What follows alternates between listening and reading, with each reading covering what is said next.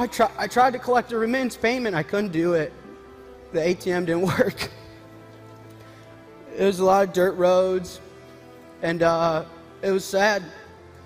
It just wasn't a lot of hope. I gave talks. I talked to the kids. I told them, man, we got this. Bitcoin's here. We got this. And I'll tell one story. There's a guy, his name's Chimbera, and I spent a few days with them. It was my first week there. He sat me down, and he said, you know, my grandfather was a fisherman, and my dad was a fisherman, and I thought I was going to be a fisherman. I'm not like you. You got a Chase bank account. You get a debit card. I fish.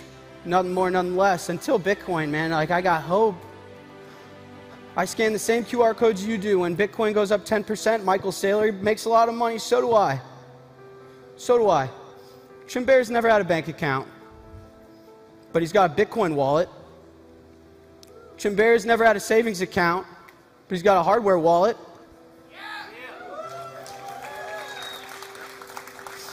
Chimbera saw that this is financial inclusion, that this is a network and a monetary system that doesn't hold any bias, and there's no intermediary that could tell him that he's not allowed. And we did something amazing here. And we were onboarding 20,000 Salvadorans a day, and most of them didn't have bank accounts. And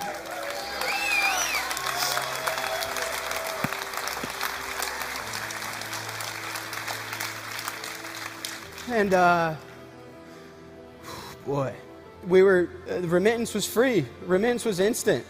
Lightning Network works, man. The Lightning Network works. And in real time, we were improving the GDP of the country. And so then I got a message on behalf of the president of the country. And he wanted to talk. I called my dad. It's going to piss my pants. But we talked. This guy's name is Yusuf. And we talked about life. We talked about anime. Talked about how to provide a high quality of life to everyone in the world, about financial inclusivity, about human freedoms and where we lost them and how we can reinstill them. We talked about the world we want to live in and the fact that we build the tools that shape the world that we end up living in. And I met more of the government. And I became friends with the security guards. It's a big rifle. And they dropped some really heavy stuff on me. Over 70% of the active population in El Salvador doesn't have a bank account. They're not in the financial system. They had a huge problem of financial inclusivity and providing their citizens with basic human freedom. And so they asked me to help write a bill, and that they viewed Bitcoin as a world-class currency, and that we needed to put together a Bitcoin plan to help these people and give them hope and give them a quality of life, and that you can live where you're born in, you don't have to leave, and when you send money home, they're not going to take fucking half of it.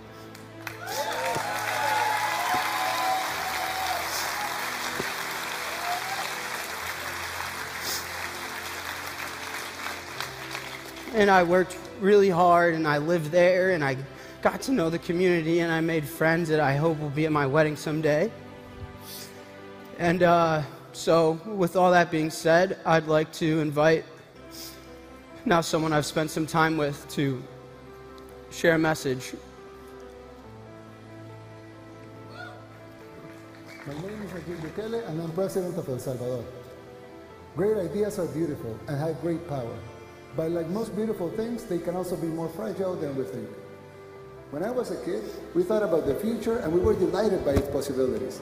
We couldn't wait for it to happen and be part of its creation.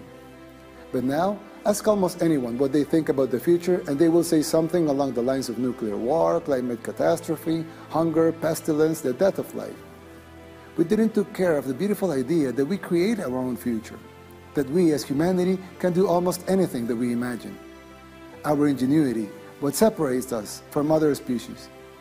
In El Salvador, we are trying to rescue this idea and start the design of a country for the future, using the best ingredients that makes us who we are, while using sensibility to find the best examples of ideas from history and around the world. I believe Bitcoin could be one of these ideas.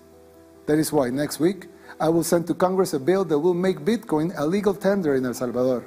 In the short term, this will generate jobs and help provide financial inclusion to thousands outside the formal economy. And in the medium and long term, we hope that this small decision can help us push humanity at this tiny bit into the right direction. I enter politics to leave a legacy for my country. But while doing it, and by working with like-minded people, maybe we can help create a legacy for the world.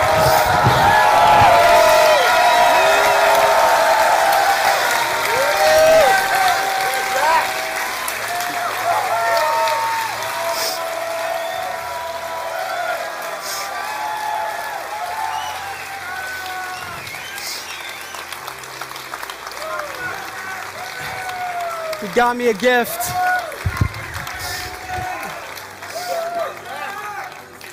He got me a gift, a soccer jersey. It's pretty sick. I want to read my favorite part from the proposed bill. Central banks are increasingly taking actions that may cause harm to the economic stability of El Salvador. That in order to mitigate the negative impact from central banks, it becomes necessary to authorize the circulation of a digital currency with a supply that cannot be controlled by any central bank and is only altered in accord with the objective and calculable criteria.